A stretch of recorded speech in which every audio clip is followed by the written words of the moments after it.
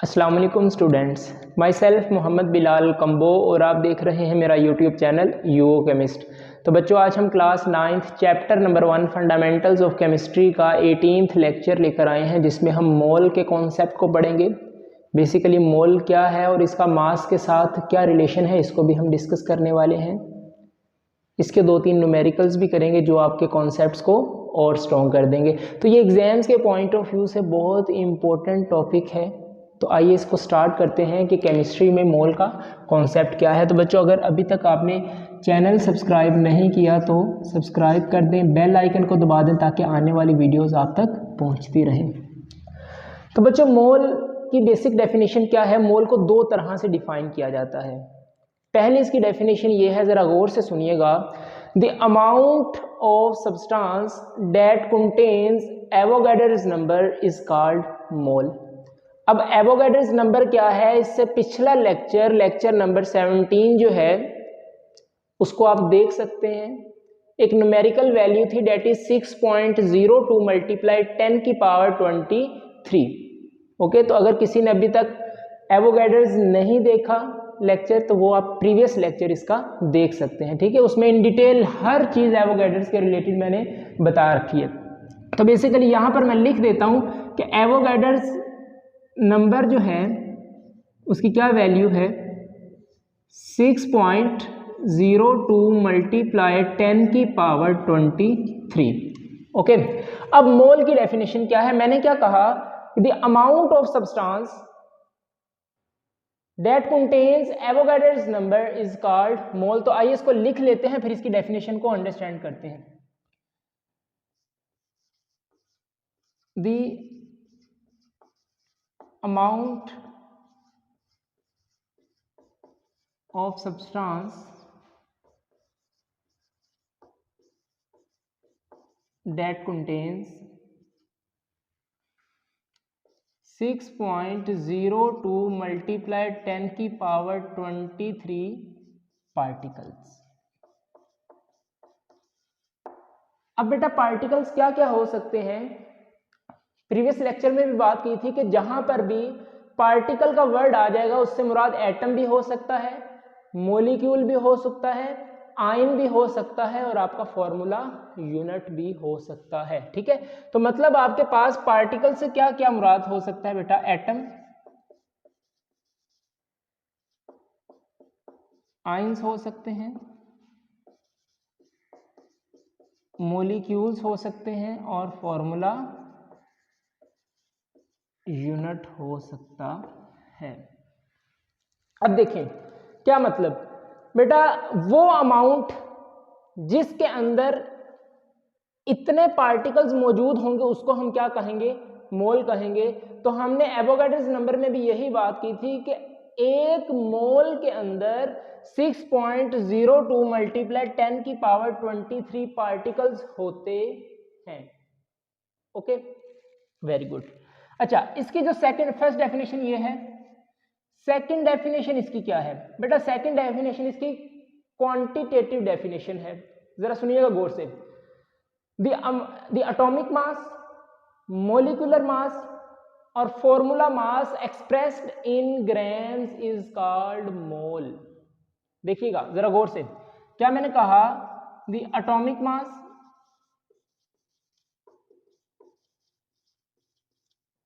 या molecular mass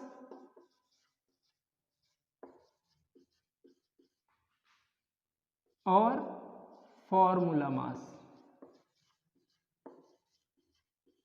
इनको आप एक्सप्रेस्ड करें किसमें? इन ग्राम्स में, इज कॉल्ड मोल। अब जरा इस डेफिनेशन को समझें बेटा। एटॉमिक मास किसके लिए लिखा जाता है? एटम के लिए। एटम का मास कैलकुलेट करें तो एटॉमिक मास, मॉलिक्यूल का मास कैलकुलेट करें तो मॉलिक्यूलर मास और फॉर्मूला यूनिट का मास कैलकुलेट करें तो फॉर्मूला मास। ओके, अगर हम ये एक मोल के लिए डिफाइन है, ठीक है, अगर एक मोल सब्सटेंस, चाहे वो एटम हो, मॉलिक्यूल हो या फॉर्मूला यूनिट हो, उसके मास को ग्राम में एक्सप्रेस कर दें तो जो उसका ग्राम आएगा उसको हम क्या कहेंगे, 1 मोल कहेंगे बेटा। देखा जरा गौर से, हम यहाँ पर एग्जाम्पल्स लेकर चलेंगे जिससे आपका कॉन्सेप्ट और क्लियर हो जाएगा। देखें, मैं कहता हूं कि atomic mass of carbon atom. अब कार्बन एक सिंगल यूनिट है, ओके, सिंपलेस्ट फॉर्म है, तो ये एक आपके पास एटम है, ओके। तो एटम का मास एटॉमिक मास कहलाएगा। तो एटॉमिक मास ऑफ कार्बन कितना होता है, 12 ग्राम। अब ये ग्राम वर्ड यूज हो रहा है तो इसको एएमयू में नहीं लिखेंगे, ग्राम एटॉमिक मास की बात हो रही है, ठीक है। एटॉमिक मास को आप एक्सप्रेस करेंगे किसमें, ग्राम में, तो हमने ग्राम एटॉमिक मास भी पढ़ रखा है, ओके। तो यहां पर जो यूनिट यूज होगा वो क्या होगा, 12 ग्राम, ओके। अब देखें, सेकंड में कहूंगा कि जो मोलिक्यूलर मास है, मोलिक्यूलर मास ऑफ वाटर। अब वाटर आपके पास एक मोलिक्यूल है तो इसके लिए क्या होगा, molecular mass. So the molecular mass of water is equal to कितना होता है, 18 ग्राम। अब ये आपको याद भी होना चाहिए, ठीक है। ये कैसे आया, देखो कार्बन एक सिंगल एटम है तो इसके अंदर नंबर ऑफ प्रोटॉन्स और न्यूट्रॉन्स को ऐड करें तो उसका एटॉमिक मास आ जाता है, ठीक है। एटॉमिक मास कैसे फाइंड करते हैं, प्रोटॉन प्लस न्यूट्रॉन। तो कार्बन के अंदर बच्चों 6 ही प्रोटॉन्स हैं, 6 ही न्यूट्रॉन्स हैं, इनको ऐड करें तो 12 इसका क्या आता है, एटॉमिक मास आता है, ठीक है। जैसे वाटर है आपके पास, ठीक है, H2O, तो अब ये मोलिकुलर मास है, मोलिक्यूल है आपके पास। तो देखोगे मोलिक्यूल कौन कौन से एटम से मिलकर बना है, तो बेटा 2 इसमें है हाइड्रोजन प्लस 1 इसमें है ऑक्सीजन, ठीक है। अब यहां पर इनके एटॉमिक मासेस पुट करोगे, ओके। मोलिकुलर मास क्या है, the sum of all the atomic masses of all atoms present in a molecule, okay. तो यहां पर 2 इंटू हाइड्रोजन का एटॉमिक मास 1 प्लस ऑक्सीजन का एटॉमिक मास 16, इनको आप कैलकुलेट करें, 2 1 2 प्लस 16 इज इक्वल टू 18। अब ग्राम एटॉमिक मास है तो इधर ग्राम आ जाएगा, इधर 12 ग्राम आ जाएगा, ओके। नेक्स्ट एक और एग्जांपल ले लें, molecular mass of sulphuric acid बेटा H2SO4, इसका मोलर मास अगर कैलकुलेट करें तो इसका आंसर आता है बेटा 98 ग्राम। Is it clear. अब ये कैसे आया देख लें, देखें वाटर को रेज कर दें, सल्फ्यूरिक एसिड H2SO4, इसका मोलिकुलर मास कैसे कैलकुलेट करेंगे, इनके एटॉमिक मासेस को ऐड कर देंगे तो देखो हाइड्रोजन कितने यूज हो रहे हैं, 2 प्लस सल्फर 1 है और 4 आपके पास ऑक्सीजन के एटम्स हैं। हाइड्रोजन का एटॉमिक मास होता है बेटा 1, सल्फर का एटॉमिक मास 32 एंड ऑक्सीजन का एटॉमिक मास होता है 16। इनको आप कैलकुलेट करेंगे तो कैलकुलेट करने के बाद जो आपके पास आंसर आएगा डेट इज 98। अगर ग्राम मोलिकुलर मास की बात करें तो यहाँ पर यूनिट आ जाएगा ग्राम, ठीक है। तो इस तरह आप इनको कैलकुलेट भी कर सकते हैं, लेकिन अभी हमारा ये कंसर्न नहीं है कि कैलकुलेट कैसे करना है, लेकिन फिर भी मैंने आपको बता दिया है, आपको ये कॉन्सेप्ट्स आने चाहिए, ठीक है। यही आपकी बेसिक्स हैं केमिस्ट्री की, ये आपकी स्ट्रॉन्ग होनी चाहिए, ओके। इनको रेज कर दें, करना है नोट तो कर लो, ओके। अब सुनो जरा गौर से, नेक्स्ट मैं लिखता हूं बेटा formula mass of NaCl। NaCl एक फॉर्मूला यूनिट है तो उसका मास क्या होगा, फॉर्मूला मास किसके इक्वल होता है, 58.5 ग्राम के, ओके। अब सुनो, ये 1 मोल कार्बन का मास, ये 1 मोल वाटर का मास, ये 1 मोल सल्फ्यूरिक एसिड का मास है और ये 1 मोल सोडियम क्लोराइड का मास है। बेटा आप इसको 1 मोल ऑफ कार्बन एटम भी बोल सकते हो, ठीक है। इसको आप क्या कह सकते हो, 1 मोल ऑफ वाटर, ठीक है। इसको आप क्या कहेंगे, 1 mole of sulphuric acid H2SO4, और इसको आप क्या कहेंगे, 1 मोल ऑफ सोडियम क्लोराइड। अब देखें क्या मतलब, बेटा अगर आपके पास 12 ग्राम कार्बन है तो उसका मतलब है 1 मोल ऑफ कार्बन। अगर आपके पास 18 ग्राम पानी है तो आप कह सकते हैं कि that is 1 mole of water, 1 मोल के लिए डिफाइन है। अगर आपके पास 98 ग्राम सल्फ्यूरिक एसिड है तो आप ये कह सकते हैं कि हमारे पास 1 मोल सल्फ्यूरिक एसिड का है। अगर आपके पास 58.5 ग्राम, ये तो आपकी पहुंच में है, सोडियम क्लोराइड घरों में नमक इस्तेमाल करते हो, अगर आप 58.5 ग्राम नमक ले लेते हैं तो आप ये कह सकते हैं कि हमारे पास 1 मोल सोडियम क्लोराइड मौजूद है। ठीक है, तो अब जरा डेफिनेशन पे गौर करें। एटॉमिक मासेस एटम के, मोलिकुलर मासेस मॉलिक्यूल के, फॉर्मूला मासेस फॉर्मूला यूनिट के, हमने एक्सप्रेस किया किसमें? ग्राम्स में। तो देखो हमने ग्राम्स में एक्सप्रेस किया तो इसको हम क्या कह सकते हैं? 1 मोल। अच्छा बच्चों, अगर आपसे कह दिया जाए 2 मोल ऑफ कार्बन या 2 मोल ऑफ वाटर या 2 mole of sulphuric acid, 2 mole of sodium chloride, तो देखो 1 मोल में 12 ग्राम है कार्बन एटम के, तो 2 मोल में कितने हो जाएंगे? इसको 2 से मल्टीप्लाई कर दो, दैट इज 24। अगर 2 मोल्स की बात की जाए तो 2 को 12 से मल्टीप्लाई कर दो तो आंसर आएगा 24। समझे कि नहीं? देखिए एक दफा और बता देता हूं, 1 मोल वाटर में है 18 ग्राम, तो आपसे पूछा जाए कि 2 मोल ऑफ वाटर में, तो बेटा अगर 1 में 18 है तो 2 में उसका डबल हो जाएगा 36 ग्राम। समझ आ रही है बात? तो इस तरह बेटा आप मोल को डिफाइन कर सकते हैं। What is the relationship between mole and mass? तो आइए बात करते हैं कि मोल और मास में क्या रिलेशन है। तो बच्चों, number of moles equal to given mass of a substance divided by molar mass. बेटा ये फॉर्मूला आपके लिए बहुत इंपॉर्टेंट है, 1000 टाइम इंपॉर्टेंट।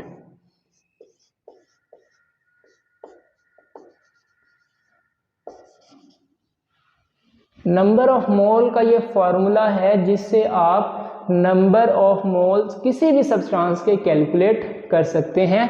तो number of moles is equal to given mass of a substance. अब ये सब्सटेंस आपके पास एटम भी हो सकता है, कोई आयन भी हो सकता है, मॉलिक्यूल भी हो सकता है और फॉर्मूला यूनिट भी हो सकता है। ओके, तो given mass of a substance ये आपको गिवन होगा और उस सब्सटेंस का आप मोलर मास कैलकुलेट करेंगे। अब क्वेश्चन ये है कि सर मोलर मास क्या है? तो मोलर मास की आप डेफिनेशन लिख सकते हैं। देखें बहुत सिंपल है। Molar mass, the mass of 1 mole of a substance is called molar mass. बेटा 1 मोल, चाहे वो एटम का हो, मॉलिक्यूल का हो या फॉर्मूला यूनिट का हो, 1 मोल में कितने ग्राम्स हैं उसका मास कैलकुलेट करेंगे तो उसको हम क्या कहेंगे? Molar mass. जैसे कार्बन की बात करें तो कार्बन का मोलर मास है 12 ग्राम, वाटर का मोलर मास कितना है? दैट इज 18 ग्राम। ठीक है, सल्फ्यूरिक एसिड का मोलर मास कितना है? दैट इज 98 ग्राम, जो अभी हमने पीछे डिस्कस किया। ठीक है, तो इनको आप मोलर मास कह सकते हैं। ओके, अब देखिए जी, नंबर ऑफ मोल्स क्या है? Given mass of a substance over molar mass. ये तो हो गया नंबर ऑफ मोल्स कैलकुलेट करने का। समटाइम्स बच्चों ऐसा होता है कि आपको नंबर ऑफ मोल्स गिवन में होते हैं, मतलब वो आपको नंबर ऑफ मोल्स बता देता है और आपसे पूछता है कि आप अमाउंट ऑफ सब्सटेंस, मतलब मास ऑफ सब्सटेंस कैलकुलेट करें। जरा गौर से, एक तो ये फॉर्मूला है आपके पास। ओके, जब आपको मास ऑफ सब्सटेंस गिवन होगा उसका आप मोलर मास कैलकुलेट करेंगे और आप नंबर ऑफ मोल्स फाइंड कर सकते हैं। समटाइम्स ऐसा होता है कि आपको नंबर ऑफ मोल्स बता देता है और आपसे ये कहता है कि आप मास ऑफ सब्सटेंस खुद कैलकुलेट करें। तो उसके लिए देखें क्या फॉर्मूला बनेगा।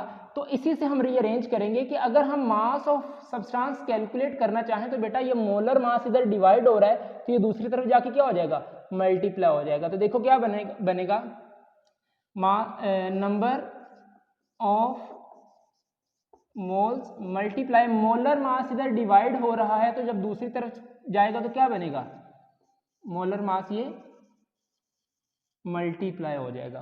ओके, तो इधर क्या बचेगा, मास ऑफ सब्सटेंस। तो इस तरह बच्चे आप मास ऑफ सब्सटेंस भी फाइंड कर सकते हैं। तो फर्स्ट फार्मूला बना आपके पास ये वाला एंड सेकंड फार्मूला ये वाला, ठीक है। So this is the relationship between mole and mass, ठीक है। दोनों तरह से नंबर ऑफ मोल्स आपको बता दे तो आप ये वाला फार्मूला यूज करेंगे, मास बता दे तो आप ये वाला फार्मूला यूज कर सकते हैं, ठीक है। तो आइए इसके न्यूमेरिकल कर लेते हैं। दोनों फार्मूलाज को आप नोट करें, आपकी बुक पर दोनों ही मेंशन है। अब एक दो न्यूमेरिकल्स करते हैं जिससे आपके कॉन्सेप्ट्स और क्लियर हो जाएंगे और फार्मूले के रिलेटेड जितने भी आपके कंफ्यूजन हैं वो दूर हो जाएंगे। ओके, फार्मूला चले लिखा रहने देते हैं। ओके, देखें जी, क्वेश्चन नोट करें बच्चा। अजान हो रही है बच्चों, अजान के बाद स्टार्ट करते हैं। तो फर्स्ट क्वेश्चन है आपके पास, find the number of moles in 36 gram of water.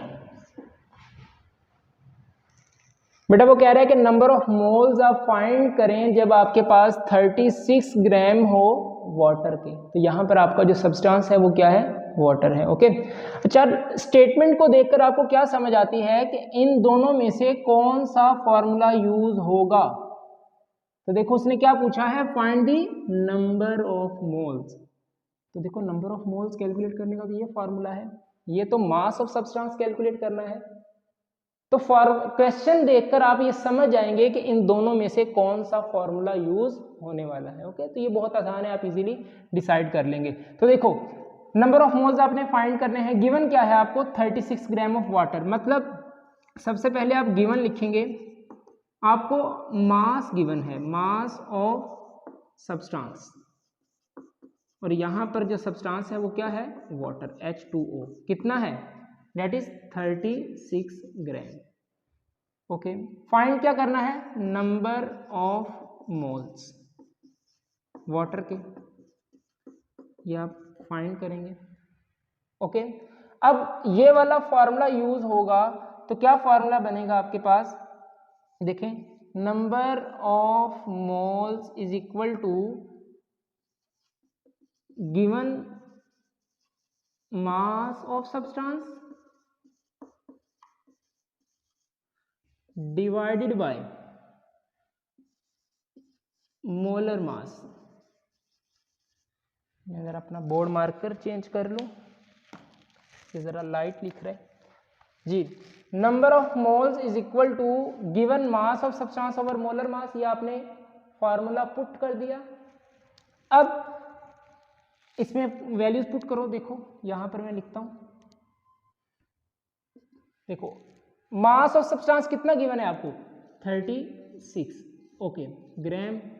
अब मोलर मास किसका, वाटर का, जो सब्सटेंस आपको गिवन होगा उसी का मोलर मास आप पुट करेंगे। अब बताओ कि मोलर मास वाटर का कितना होता है, 18 ग्राम। ओके, अगर कैलकुलेट करना चाहो तो कर सकते हो। यहां पर देखो हाइड्रोजन 2 और 1 आपके पास ऑक्सीजन है। ओके, मोलर मास तो अब कैलकुलेट करना आता है, 2 इंटू हाइड्रोजन का अटोमिक मास 1, ऑक्सीजन का अटोमिक मास होता है 16, 2 1 ज़ा 2 प्लस 16 इज इक्वल टू 18 ग्राम। ठीक है, तो यहाँ पर 18 ग्राम। तो यहाँ पर देखो ग्राम ग्राम से कैंसिल हो जाएगा, तो यूनिट लिखो ना लिखो कोई फर्क नहीं पड़ने वाला। ओके, तो इसको ज़रा कैलकुलेट करें, 18 1 ज़ा 18, 18 2 ज़ा 36, मतलब आंसर आपका क्या है, 2 मोल। अब जरा गौर से देखो, जरा टेक्निकली सोचो बच्चे कि 1 मोल अगर वाटर था तो उसके अंदर कितने ग्राम थे, 18 ग्राम। अब उसने आपको 36 ग्राम दिए थे, तो 18 का डबल है 36, 18 2 ज़ा 36, तो बेटा 18 ग्राम का डबल 36 है, तो नंबर ऑफ मोल्स भी तो डबल हो जाएंगे, 1 से 2 मोल्स। ओके, तो मतलब अगर आपके पास 36 ग्राम वाटर हो तो वो इक्वल होता है 2 मोल्स के। ठीक है, 1 मोल इक्वल है 18 ग्राम के, तो 2 मोल्स इक्वल होगा 36 ग्राम के। Second question, find the mass of sulphuric acid, H2SO4 sulphuric acid को कहते हैं। Find the mass of sulphuric acid in 2 moles. नहीं जी, अभी वेरी बेसिक से मैं आपको स्टार्ट करवा रहा हूं। अब देखो जरा क्वेश्चन पे गौर करो। अब आपको बेटा उसने पूछा है find the mass of sulphuric acid. Sulphuric acid का मास आपने कैलकुलेट करना है, नंबर ऑफ मोल्स उसने आपको गिवन दे दिए। ठीक है, तो गिवन क्या है देखो जरा। सबसे पहले स्टेटमेंट आपने देखी और स्टेटमेंट के बाद आपने लिखना है उसका गिवन क्या है। क्या क्या आपको दिया गया है बेटा, मोल्स दिए हैं किसके, सल्फ्यूरिक एसिड। तो number of moles of H2SO4 कितना है आपके पास, 2 मोल। ओके, फाइंड क्या करना है, मास ऑफ सल्फ्यूरिक एसिड। तो मास ऑफ H2SO4 यह आपने बेटा कैलकुलेट करना है। अब जरा मुझे बताएं कि क्वेश्चन की स्टेटमेंट को देखकर आप ये बताएं कि ये वाला फॉर्मूला यूज होगा या ये वाला। तो डेफिनेटली बच्चा ये वाला, आपने मास ऑफ सब्सटेंस कैलकुलेट करना है, नंबर ऑफ मोल्स आपको गिवन है। ओके, तो आप सेकंड वाला फॉर्मूला यूज करेंगे। तो देखो स्टेटमेंट से देखकर आपको पता चल जाएगा कि कौन सा फॉर्मूला हम यूज करने वाले हैं। तो दोनों फॉर्मूलाज बहुत इंपॉर्टेंट हैं। ठीक है, तो देखो मास of substance that is H2SO4 sulphuric acid है आपके पास, किसके इक्वल होगा, number of moles multiply by molar mass. Number of moles multiply by molar मास। अब यहां पर मोलर मास किसका पुट करोगे, सल्फ्यूरिक एसिड का ही। जो आपको सब्सटेंस गिवन हो वही आप उसका मोलर मास पुट करेंगे। ओके, चलिए यहां पर करते हैं बच्चे। नंबर ऑफ मोल्स, इसी को मैं ऊपर लिख रहा हूं, नंबर ऑफ मोल्स आपको कितने गिवन है सल्फ्यूरिक एसिड के, 2 मोल्स। तो पुट करो 2 मल्टीप्लाई मोलर मास क्या है, चलो इसको नीचे लिख लें, बच्चा कंफ्यूज ना हो। ये देखें नंबर ऑफ मोल्स कितने हैं, 2 मल्टीप्लाई, यहां पर आएगा molar mass of sulphuric acid, तो कितना होता है 98। ओके, कैसे आया देख लें। सल्फ्यूरिक एसिड हमने इसको पहले भी कैलकुलेट कर लिया, फिर कर लेते हैं। 2 हाइड्रोजन के एटम्स हैं प्लस 1 सल्फर का एटम है, 4 आपके पास ऑक्सीजन के एटम्स हैं। ओके, अब तो आपकी इतनी प्रैक्टिस होगी। 2 इंटू हाइड्रोजन का एटॉमिक मास 1 प्लस सल्फर का एटॉमिक मास बच्चों 32 प्लस ऑक्सीजन का एटॉमिक मास होता है 16। इनको आप कैलकुलेट करेंगे तो आपके पास आंसर आएगा 98 ग्राम। ओके, तो अब 98 मल्टीप्लाई बाय 2 कितना हुआ, 196 ग्राम। ओहो सॉरी बच्चों, गंदा लिखा गया, 196 ग्राम। ये है आपके पास मास ऑफ सल्फ्यूरिक एसिड। कब, जब आपको 2 मोल सल्फ्यूरिक एसिड, इसका मतलब ये है कि 2 मोल सल्फ्यूरिक एसिड में 2 मोल सल्फ्यूरिक एसिड में 196 ग्राम्स होते हैं। What is the relationship between substance and मोल। तो बेटे अब बात करते हैं कि सब्सटेंस और मोल में क्या रिलेशन है। तो उसके लिए मैंने आपके सामने एक फ्लोशीट डायग्राम ड्रॉ की है, जरा इसको गौर से देखें, आपको समझ आ जाएगी। तो बेटे सब्सटेंस आपके पास एलिमेंट्स भी हो सकते हैं और कंपाउंड भी हो सकते हैं। एलिमेंट कोई सिंगल यूनिट हो सकता है, लाइक कार्बन का एलिमेंट, नाइट्रोजन का एलिमेंट, ठीक है, और कंपाउंड जो एलिमेंट से मिलकर बनता है। ओके, अब फर्स्ट अगर बात करें एलिमेंट की, तो बच्चे अगर एलिमेंट के मास को हम कैलकुलेट करें तो उसके लिए हम क्या टर्म बोलते थे, that is atomic mass. Element basically किस चीज से मिलकर बनता है, एटम से। ओके, तो अगर एक एटम का मास कैलकुलेट करें तो उसके लिए जो टर्म बोली जाती है डेट इज एटॉमिक मास। अब अगर उसी एटॉमिक मास को ग्राम में एक्सप्रेस करें तो हम कहते थे ग्राम एटॉमिक मास। ऐसा ही है, वेरी गुड। अब ग्राम एटॉमिक मास, एक मोल में बच्चे उसके अंदर कितने पार्टिकल्स होते थे? सो इट कंटेन्स 6.02 मल्टीप्लाई 10 की पावर 23 पार्टिकल्स। और पार्टिकल्स कौन से? एटम्स, क्योंकि ये आपके पास क्या है? एलिमेंट एटम से मिलकर बना है, तो 6.02 मल्टीप्लाई 10 की पावर 23 एटम्स होंगे, and that is equivalent to 1 mole. तो हमने यही तो कहा कि एक मोल के अंदर 6.02 मल्टीप्लाई 10 की पावर 23 पार्टिकल्स मौजूद होते हैं। ओके, अब यहां पर अगर कंपाउंड की बात करें तो बेटा कंपाउंड दो तरह के होते हैं, एक मोलिक्यूल होता है और एक आपके पास फॉर्मूला यूनिट होता है। ठीक है, तो यहां पर देखिए कंपैरिजन में लेके चलेंगे तो कंपाउंड दो तरह से होंगे, first one is molecule and second one is formula unit. Formula unit किसी आयनिक कंपाउंड के लिए लिखा जाता है जिसमें आयंस मौजूद होते हैं। ओके, अब अगर मोलिक्यूल के मास को कैलकुलेट करें तो उसे हम कहते हैं मोलिक्यूलर मास। ठीक है, और इसको किस में लिखते थे हम? AMU में, ये भी आप बता दें यूनिट। ओके, अब फॉर्मूला यूनिट है तो फॉर्मूला यूनिट का mass that is formula mass, और इसको भी हम किस में लिखते थे? AMU में। लेकिन अगर हम मोलिक्यूल के मास को AMU की बजाय ग्राम में एक्सप्रेस करें तो उसके लिए जो टर्म बोलते थे दैट इज ग्राम मोलिक्यूलर मास। समझ आ रही है बात? Very good. यहां पर फॉर्मूला मास अगर AMU की बजाय ग्राम में लिखे तो उसके लिए हम जो टर्म बोलते थे that is gram formula mass.